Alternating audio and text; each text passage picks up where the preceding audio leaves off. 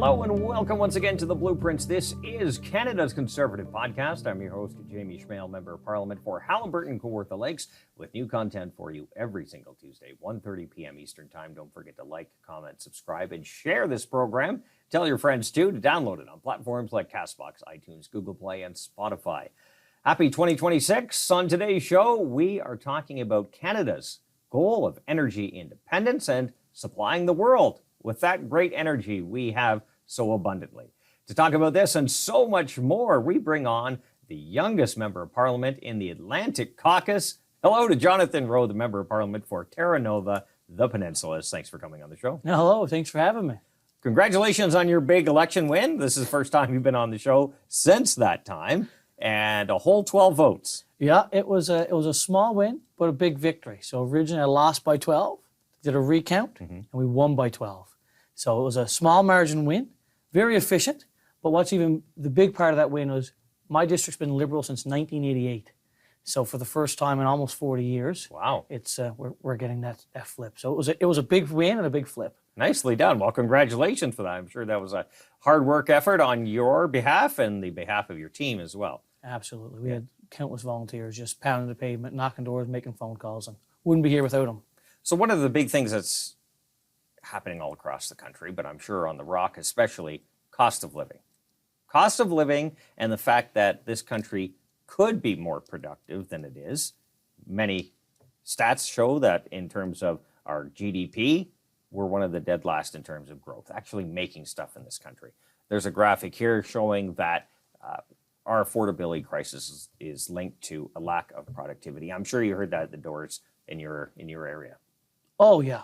In Newfoundland and Labrador, our productivity would even be down as a collective. 25% of our population is seniors over 65. First province in Canada to even hit that. So our young people are, going to high school. A big chunk of that class is going straight to, Alberta or other places for work. And then we're going to university. And after we graduate university in Newfoundland, we're also then going to work. And very little of us actually stay behind and work because there's just no opportunities and no jobs. And then that ends up, the productivity of our province is just flatlining. And which is strange because I think a lot of people haven't realized, or maybe they do, and it's just not commonly known, is that Newfoundland and Labrador has a pretty robust oil and gas industry. Very robust. So we're the third biggest producer of oil and gas in Canada. But what's even more interesting is where our economy is more dependent on oil and gas than anywhere else in Canada. So you think of, Alberta, when we think of oil and gas, we think Alberta. They only rely on oil and gas for 21% of their GDP. Newfoundland and Labrador relies on 25% of our GDP. So when Pierre Poilievre came to Newfoundland and made an announcement that we wanted to double oil and gas in our province, most even Newfoundlanders said, well, that's not that big of a deal. But adding 25% to your whole economy, GDP, is a huge deal. It makes such a big difference for everything. Healthcare, roads, education. I mean, automatically, 25% increase in GDP is just so significant.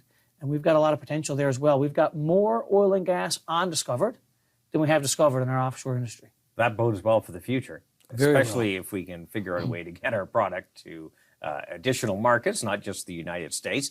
And that helps with the affordability. As you pointed out, paychecks get bigger. We all know what happened in Alberta when that big boom happened. Paychecks went through the roof. Wages rose at a rate that was faster than most people can even comprehend nowadays when wages seem to be stagnant or falling. Let's cue up cut one, where a piece of legislation that we keep hounding is still in place, C-69, it's called the No More Pipelines Bill, that unless there is a way to repeal this or the government uses its special superpowers it asked for and Parliament gave them to override it, it's going to be very difficult to get anything built. So let's play cut one. How do you reconcile keeping Bill C-69 with your plans to build infrastructure in Canada? Do you plan to repeal Bill C-69? We do not plan to repeal Bill C-69, to answer your question directly. What we have said and made very clear 10 days ago, formally with the First Minister's meeting, is that we will move for projects of national interest to remove duplication in terms of environmental assessments and other approvals, and we will follow, as the federal government, the principle of one project, one approval. That sounds good, but what the government has created, and you know this as well, it has all these pieces of legislation that stunt or hinder any growth and investment in the energy sector, but at the same time gave itself, asked Parliament, and like I said before, Parliament approved these special powers that allowed the government to go around these pieces of legislation. Wouldn't it be easier just to get rid of those pieces of legislation that allows the private sector to do what it does best and compete for those investments and those projects? I think you're hitting the nail right in the head. You know, C69 wrapped up industry, almost every industry in Canada, with red tape. It just wrapped it up. And we call it the No Pipeline Bill because that's the one that affected the most. Yeah. We, as Conservatives, were saying over and over, this is a problem, this is a problem. No, it's not a problem, it's not a problem, the Liberals were saying. All of a sudden, we've got a change, and they're finally admitting that we were right, it's a problem. So they created so much red tape. Instead of cutting the red tape, like Conservatives want to do, they said, no, with so much red tape, we actually need to bring in C5 to put a red carpet over the red tape. So you had all this red tape, and they had to do a red carpet. And that was one of the first things I voted on, was actually to give the current government power to actually go over the red tape, step over it, and get things done.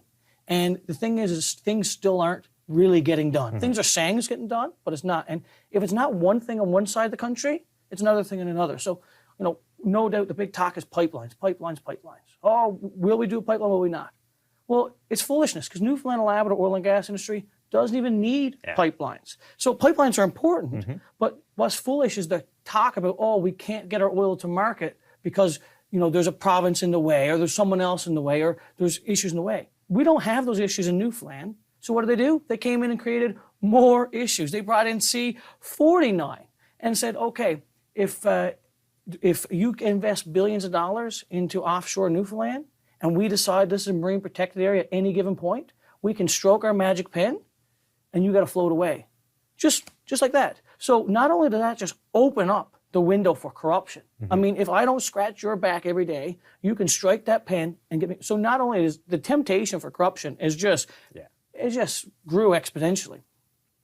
Then you've got a situation where now investors say, I don't want to invest here because it's too risky, right? We're not even getting any bids in offshore research in the past few years because companies are saying, we're not touching that. We would rather go down south where the government is saying, drill, baby, drill, than come in Canada and work with a government, try to work with a government that doesn't want to work with us. So I always say, if it's not one thing on one side of the country, they just make up something else for the other side. Yes. And the mindset is still keeping the ground. We've seen that in his book. We've seen that over and over, all Mark Carney's life. He's been saying, keeping the ground, this globalist environment agenda, and then they need to win an election, so they do a Hail Mary, change up their song. Maybe they had the same tune and changed some words, but it's the same tune, same song. And until I see something, I'm just going to believe they're past, because the best way to know the trajectory of something is to see where it's been. That's a good point. And we still import tankers on your side of the planet into Canada. Well, actually, this is something I don't understand why there's a tanker ban on the West Coast and not the East Coast. We bring Saudi oil in on your neck of the woods. Imagine how much of this country would go cold if we said we're going to have a tanker ban on the East Coast. And that's why they didn't do it, right? But they did it on the West Coast because it's an export harbor. Yeah. But the East Coast is an import harbor. And when you actually look at it through that lens, it's just mind-boggling. Well, you said something a few seconds ago, marine protected areas. And you know what? It sounds great, right? Like most pieces of legislation, how government works, puts a fancy title on it, so chances are it's hard for an opposition party to vote against it, unless you really dive into it. But it sounds good, but it's not really all about protecting aquatic life at all, that legislation. No, I mean, what are we protecting it from? We can't go out and dump things in our ocean. All of our oceans, all of our land in Canada is protected. There's all these protection policies in place. It's simply a mechanism used to control industry, to say, well, we can kick you out, whether it's a gold mine, whether it's forestry, whatever it is.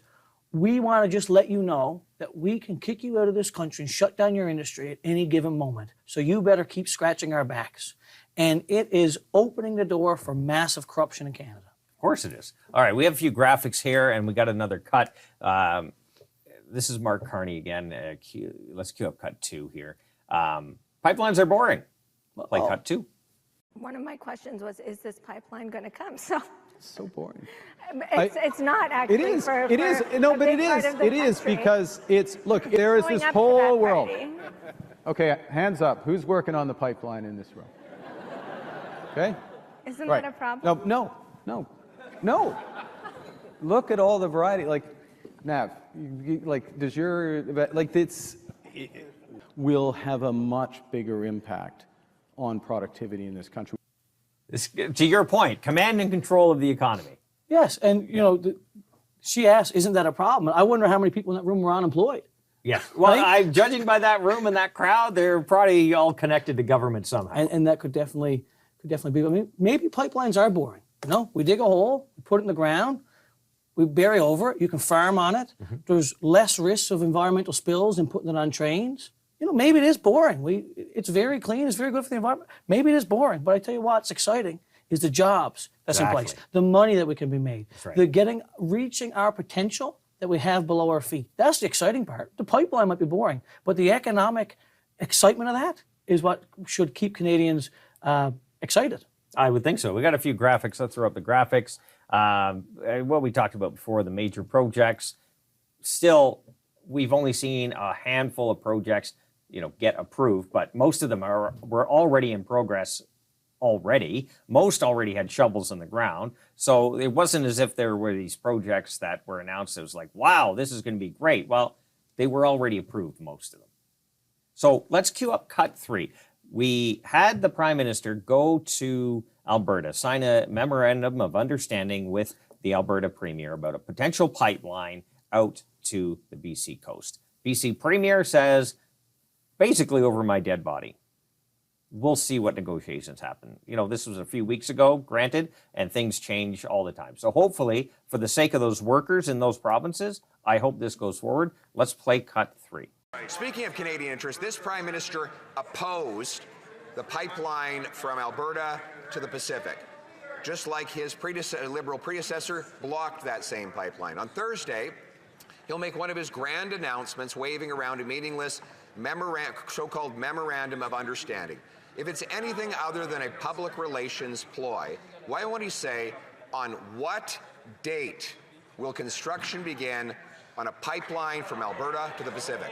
Sometimes the question reveals everything. The Memorandum of Understanding that we're negotiating with Alberta creates necessary conditions, but not sufficient conditions, because we believe in cooperative federalism. We believe the government of British Columbia has to agree. So basically, what you just talked about, right? The sufficient conditions. It's we look like we're approving something, we look like we're trying, but there's always that barrier. Same with the programs you talked about on your side. This is on the West Coast. So East-West, similar situations, similar barriers. There's always that big if, Yeah. right? We'll approve the pipeline, and the pipeline will go ahead if BC approves. If. And what's interesting is how many times are we going to allow that if to happen before we wake up and smell, okay, it's not going to happen. And what's the point, for BC and for other provinces that are hindering getting our products to market? What's the point? What's the point of us being provinces are part of Canada if we're not going to help each other, right? I use the expression, when the West does better, the East does better. Newfoundlanders and Labradorians have been traveling back and forth through Alberta and other parts of Canada, working for years. And when the West does better, we do better too. We're all in this together. But if we're not going to support each other, what is the point, right? And we talk about, putting Canada first, but that's just working together and helping each other get done. And, you guys have an issue of getting your oil to, Alberta has an issue of getting their oil to markets. We have an issue of getting our electricity to markets. It's the same thing that's happening on the West Coast is also happening on the East Coast. And it's so frustrating because of all these ifs. And we're always handcuffing ourselves, to your point. Always. I think people in your province, Newfoundland and Labrador, you're realizing this. We took, 3 seats in the last election, hopefully more following in the, subsequent elections. But people are realizing that the best solution here is to get what we have, in your case, oil and natural gas, energy, to the markets that want to pay for them. And that creates jobs, opportunities, wealth, everyone rises as a result. And you're talking about my industry. So in Newfoundland and Labrador, the thing hindering our oil and gas is also emissions caps. So there's no other room after the Beta Nord project if it goes ahead, and if these guys make it a project that they want to see go ahead. If Beta Nord goes ahead, no other projects can come online until another project is finished because of the emissions caps. So in the budget, they announced, the emissions caps won't be no more. And the Newfoundlanders got excited. Yay, our oil and gas industry isn't capped anymore, which it is right now. But in the fine print was this big fat if. We're going to take the emission caps off if there's other procedures in place that make it redundant. So we'll take it off if we don't need it because other things are in place. It's always this big fat if. And it's always a way for the government to say no. Well, we tried, but just this one thing couldn't get done. Using other people and other provinces as their scapegoat to do their agenda. Yeah, exactly. And unfortunately, it doesn't really, as you said earlier, bring Canada together because we have this potential and we can create that. We're spending $78 billion over and above what we're already collecting in tax revenue. There's a way to generate some of this tax revenue, to put some of the money back into the government coffers. We're just not allowing ourselves to do it. Trillions of dollars of untapped resources. Yeah. Technologies now, AI technologies that's just going to enable us to do so much more with such less people. Like one of the biggest, hindrances in our economy has always been our small population. 40 million people, a big, massive country. But we've got gold mines opening up in Canada where they're autonomous trucks. So we're able to do so much more with less people. We have the potential now to be one of the leading countries in the world and one of the best economies in the world.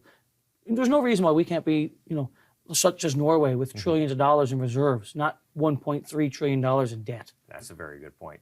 Jonathan, we're pretty much out of time, but as you know, the guests always get the last word. The floor is yours. Close this out. Well, I just want to, thank you for having me. We touched on Newfoundland oil and gas, but Newfoundland's natural resources in general we're more reliant on natural resources than anywhere else in the country. We've got oil and gas. We've got oil. We've got natural gas. We've got mining, critical minerals, earth minerals. Your gold, all your metals. Then we've got massive hydroelectricity potential that we could be exporting. All of that is just capped by federal regulations. It's so frustrating, and we see it in Newfoundland, and we see it right across this country. Our problems in the East are very similar, if not the same as the West, and I'm just hoping that we can make changes one day at a time. And in those industries, those are good-paying jobs, high-earning paychecks. Oh, yes, absolutely. The jobs we need in this country. Yeah, absolutely. Jonathan, thank you so much for your time. Thank you for yours. Jonathan Rowe, Member of Parliament for Terra Nova, the Peninsulas, from the beautiful province of Newfoundland and Labrador. Thanks very much for coming on the show. Congratulations on your big win. I know you'll expand on that margin next time. A dozen more will be all right. All right. Deal. Give yourself a little cushion there. Don't forget, we will have new content for you every single Tuesday, 1:30 p.m. Eastern Time. Don't forget to like, subscribe, comment, and share. So until next week, remember, low taxes, less government, more freedom. That's the blueprint.